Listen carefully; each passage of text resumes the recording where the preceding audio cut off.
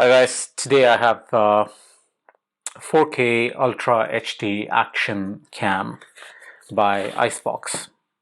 This is Icebox Action Cam. This is the 4K Ultra HD. This is my second action camera from Icebox itself. It's 4K recording, voice prompts, 20 megapixel adjustable angle, and it also has a gyro anti-shake. It is waterproof up to 30 meters. It has inbuilt Wi-Fi, 6G multi-layer filter. It has a time-lapse mode inbuilt. Let's see if there's anything else. Loop recording, you can choose the different angles, P2P Wi-Fi, time-lapse photography, industrial full 6 glass lens, diving mode, and 4K 24 FPS. Adjustable angle, loop recording, night shooting, and diving mode. Okay, let's get started with this.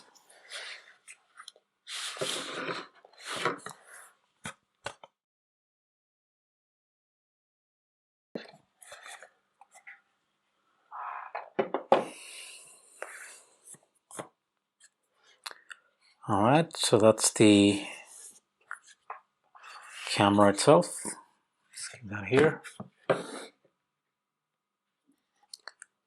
And let's take out the next portion. Okay, so that's the manual.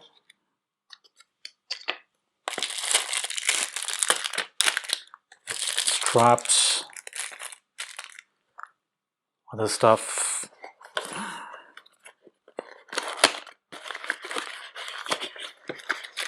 Here you have the more attachments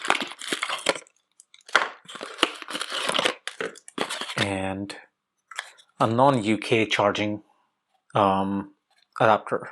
It's a USB though. Okay.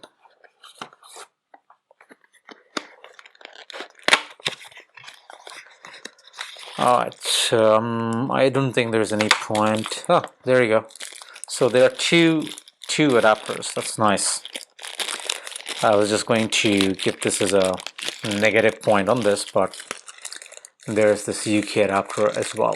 So there are two adapters that come with this. Some additional, quite a few additional accessories. Alright, so that's what comes with it. So as you can see, it comes with a lot of accessories. There is literally no reason to buy any more accessories. So there is all the, so this is the bike. This is the bike mount. I don't even know all the mounts though, by the way. Micro USB charging cable, couple of Velcros, of course 2 chargers, some more attachments, backplate, the car dash mount. This I find to be an extremely smart thing because I'll give you an example. Small little tripod on which I've mounted this particular case, and what it enables me to do is, because it's got a 1/4 screw on either side, you can mount it just the way you want, and it's ready for shooting. And that becomes very handy because then I don't have to look for things that are only GoPro friendly. I mean, I can just mount it on any tripod and then, you know, I'm ready to go. And I can mount it upside down or either way. And at the same time, at the back, it has the standard GoPro mount which fits right here, and you can just clip that up and you know, continue with it. So this is one of my favorite attachments. Or to rephrase, this is the only attachment that I've actually used, you know, thoroughly. This is the manual. It has, let's see, all the instructions in English. It has, so it has details about which attachment does what. Couple of good instructions. So I read it the first time around on my first action camera. And then there is an app which is available as well, and you can just scan the QR code. We'll do that later, hopefully. All right, off to the camera. Okay. So this is the waterproof housing that this comes into. And unlike the GoPro Hero 5, which is waterproof out of the box, for these you have to treat them like GoPro Hero 4 or anything lower, which means that you have to put this casing in case you want to take it underwater. And it can withstand up to about 30 meters underwater, any of the casing, any of the attachments at the bottom. Okay, and of course, needless to say, this is all standard GoPro. So if you already have a GoPro or you have a couple of accessories that you can pick up of GoPro, in case the ones that come with this are not sufficient, they're all compatible.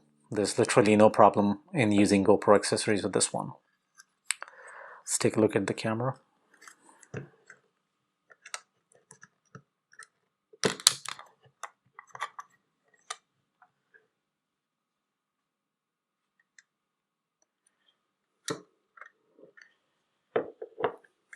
All right, so that's the waterproofing case or housing. I'll come to the buttons, with the camera itself. Okay, so this is the Icebox 4K Ultra HD action camera. All right, I picked up the blue color. So in the front it has one button here, which is the main power button. And the way these cameras function now, there are a total of 4 buttons all over. You got the main power function, then you got the OK button, which is the main choice button, and then you have an up and down button which you can use to navigate through the menu or make certain choices. In the front you have the camera lens, and this is not a grill, this is not a speaker, it's just to hold. On the top you've got an LED indicator and the OK button. On the right hand side you've got the up and down arrow, and if you can see, with the up arrow you have the Wi-Fi indication, so you can actually just it has an inbuilt Wi-Fi, so you could just turn the Wi-Fi on right here by long pressing this button. There's also a speaker grill, so I'm not sure which one of these are speakers and which one of these are microphones. So one grill here on the right hand side, one grill here on the left hand side, and there's also a grill at the bottom. So my guess is that the one at the bottom is the speaker. Okay, on the other side you have micro USB, mini HDMI, and the micro SD card slot. There's no protection on top of that. At the bottom you have the battery door. So you just have this, you take this out and you can pull out the battery right here. This is a 3.7 volt lithium ion battery, 1050 mAh. To me it has given me about 25 to 30 minutes of a 4K or a 1080p shooting time. I'm not very happy with that, but I guess that's the maximum capacity that these batteries are able to pull out. The screen is fairly large. Let's see, I think it's about 2.5 mm. We'll just take a look. Okay, the whole screen is about 2.5 inches, but the main screen itself is about 1.8. So the way to measure it, 5 centimeters across, or 1.5, or about 2 inches across. Right, I think that's the right way to measure it.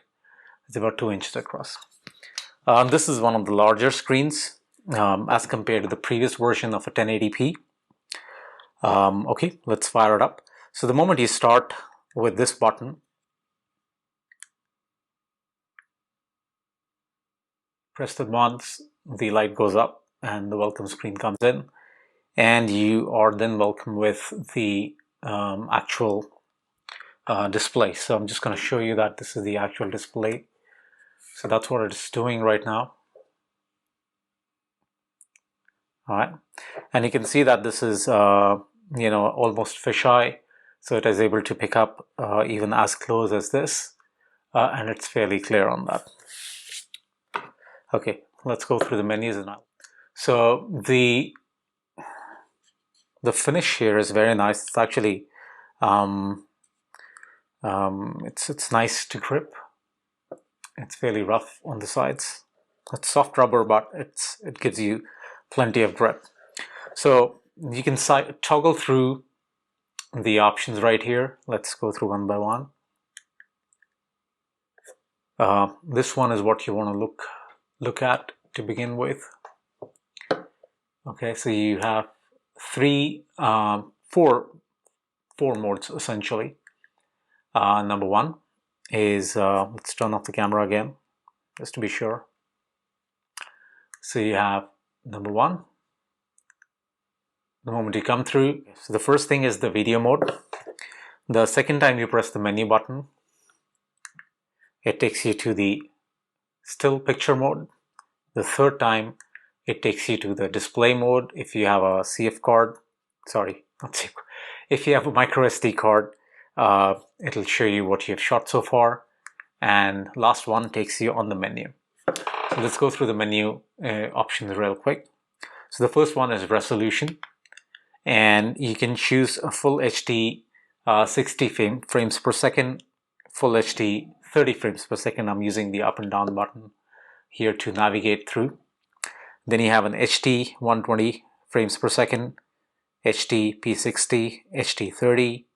You can shoot WVGA, you can shoot VGA, or up to QVGA, all the way down to P30. And Ultra HD, Quad HD, Full HD, and HD 120p. So Ultra HD P24 is the 4K resolution. It doesn't say 4K here, but that's the depiction of that. And anything that you want to shoot, you want to confirm your choice, as it says, you press OK, and your resolution is confirmed. Then you have a loop recording, and what this does really is that it has 4 options. You got 10 minutes, 5 minutes. This simply says that what is the breakup that you want on the file. So if you say off, then the entire image or the entire video that you would record will be one large file, which may be difficult to transfer. And in 3 minutes, we'll break it down into 3 minutes, pieces of 3 minutes, etc. So you can leave it at any number. That's the inbuilt gyroscope, so you can turn it on or off. You have a WDR, which is on and off, and I think that's the wide angle something. Then you have a time-lapse record, 1 second or 5 seconds, so it has an inbuilt time-lapse. I've recorded a couple of time-lapses there on my channel. All of them are, with these action cameras. You can record this for a 1 second interval or a 5 second interval. Then you have a motion detection, so this way you can just point the camera at certain place, and if you wanted to shoot or start shooting, once it detects the motion, you can turn it on. Then you have record audio, so your choice of whether you want an audio to be recorded. If you're doing a time lapse, the answer is off, but it doesn't matter. Then you have date stamp. I've got it set to off, which means that at any photograph or video there won't be a date written at the bottom. Of course, I don't want that. Then is the angle. You want 170 degree, which is all of it, 140, 110, or 70 degrees. And to a GoPro user, I think they have named all these angles. So in GoPro parlance, it's called field of view, which is what is referred to here as angle. So GoPro calls this as super view, wide, medium, linear, and there's also a narrow. So that's the relevance, so that's the respective angle here. Then you've got a diving mode. So if you want to go, shoot underwater, you can turn the diving mode on or off. I haven't used it so far. Then you've got a night scene option. You got a self timer as well, which is 2 seconds, 5, 10 seconds, or a single. You choose an image size, and this for the still images, you can go all the way up to 20 megapixel or all the way down to a VGA size. Of course. Okay. So go back. Then you have a burst mode, in which if you want to record say a sports scene, then you would be using the burst mode for it. The quality of the recording, whether it's fine, normal, or economy, that is the amount of file size that it'll store. I have it at normal. Inbuilt sharpness, if you want to sharpen your images right off the camera. Then you have a white balance. It's auto, daylight, cloudy, tungsten, and fluorescent. So I've set it at auto. Then you have a color, or black and white and sepia. You could choose any one of them. You can control the ISO. If you want to go manual, you can overexpose or underexpose depending upon how you want it. Anti-shaking, I think this is more to do with, let's see, what's the right word for it? Video stabilization or photo stabilization. It works okay. I took it on I used it as a body camera and I put it on me and I went out for a walk. It was okay. If you want to delete certain files, if you want to protect certain files from being deleted, here's the Wi-Fi, so you can turn it on and you can turn it off. You can pair and mention the Wi-Fi SSID. Currently it's the inbuilt name. Then you can change the Wi-Fi passcode. There you go. You can update the date and time. It is currently 2000. Let's fix it. So today is 2016, October 15th. Okay, it is, let's do it,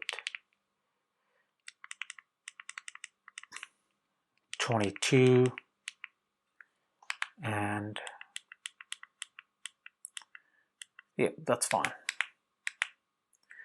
Then you have an auto power on and off. You can choose it for certain minutes or just immediately, or no auto off. You can choose that. I have it at 3 minutes for some reason. I prefer 1 minute. Then I have a beep sound. As obvious, it's turned off. It's very annoying when you have a beep sound on, so I don't want this sound. So that's the first thing that I do. It's very similar to the click sound on the phone as well. So it's always off. In case you have the voice prompt on. Okay, so I think it does during the time of shooting. It mentions to you what it's doing. Then you have an on-screen display on and off. I had currently it on. That's where we get to know whether it's the video or the audio, etc. You also have a car accessory mode, in which you can just put it upside down or any other way and it records while it is plugged in. You choose the language. You have a TV mode. I don't know what TV does. Screensaver is about 30 seconds. You have a frequency. You can format your SD card. You can do a factory reset. And the current version is 96660 is the model. And whatever that version number is, version 2. That's it. So once that is done, you are out. And this is the on-screen display. It has all the information. So if I was to take and put in my micro SD card here, it has a couple of shots that I've taken earlier today. And it has a click mechanism. So the moment I do that, I am good to start. Let's go and see my files. So this is my shot earlier today. It's an on-screen display here, and I can cycle through the other shots that were taken earlier. So that's that part of that. Okay, all right. So that's about it. I'm gonna leave you with certain images that I've shot from here and certain time lapses that were done with this camera. I'm pretty happy with the performance of this camera, and it's definitely an upgrade from a previous Icebox 1080p, and I will just show that to you. So this is the Icebox 1080p, and they're extremely identical, both in terms of the way they look, as much as the size on both the sides. All the sides actually, they're just the same. They look the same. They have the same features all the way front. Of course, the design is slightly different, but a single button, 2 buttons, no Wi-Fi, battery door, and micro SD, mini HDMI, and micro USB. The biggest change here is the size of the screen. Okay, let's turn it on so you get the idea. So turn both of them on, and you can see the screen is extremely, very big, actually double in size as compared to the previous one. And I think that's really good because it just increases the whole field of view, and it's much more easier to see what's going on. It is fairly difficult right here, but it's much more easier at this place. There's also a bit of change in the way the lights are represented. Okay. Both the cameras are on, but the light is only on this one and not on this one. There's no light in the front, and you have the lights on the side right here. So just these subtle differences between the two, but other than that, they are the size capacity is just the same. This of course is a 4K, and this one is a 1080p. Anyway, if you like this video, give it a thumbs up. It definitely helps out as I'm building the channel. If you have any questions or queries for me regarding this camera, do let me know, and I'll be happy to help out. All right, thanks for watching, and have a good one. Cheers.